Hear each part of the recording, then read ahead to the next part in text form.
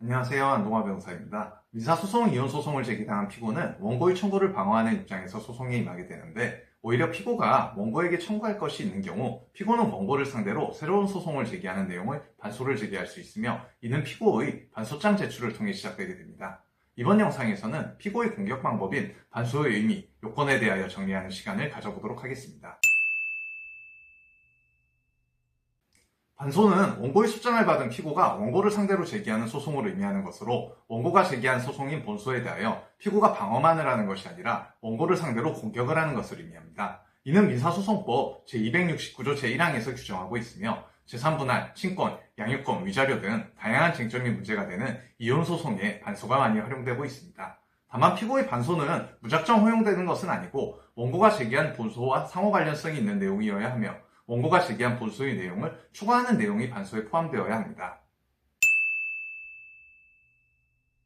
본소와의 상호 관련성이란 본소와 반소의 청구가 그 대상이나 발생 원인에 있어 법률상, 사실상 공통성이 있거나, 반소의 청구가 본소의 항변 사유와 대상이나 발생 원인에 있어 법률상, 사실상 공통성이 있어야 함을 의미합니다. 예를 들어 쌍방폭행이 발생한 사건에서 원고가 피고를 상대로 손해배상 청구 소송을 제기하고, 피고 역시 동일한 사건을 이유로 원고를 상대로 손해배상 청구 소송의 반소를 제기한 경우라면, 이는 발생 원인에 있어 공통성이 있는 경우라 할 것입니다. 또한 원고가 피고를 상대로 금전 지급을 청구하는 내용의 본소를 제기하고, 이에 대해 피고가 오히려 원고로부터 지급받을 금전이 있다는 상계항변을 하면서 이를 청구하는 내용의 반소를 제기하는 경우라면, 이는 반소가 본소의 항변 사유와 대상이나 발생 원인에 있어 공통성이 있는 경우라 할 것입니다.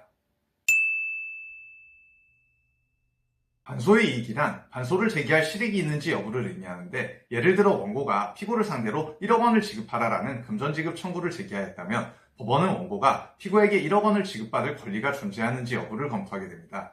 그런데 만약 피고가 원고가 청구한 1억 원의 채무가 존재하지 않는다는 내용의 채무 부존재 확인 소송을 반소로 제기하게 될 경우, 원고의 피고에 대한 1억 원의 채권 존재 여부는 본소에서 검토될 수 있는 것이기에, 이러한 반소는 반소의 이익이 없어 허용되지 않는 것입니다.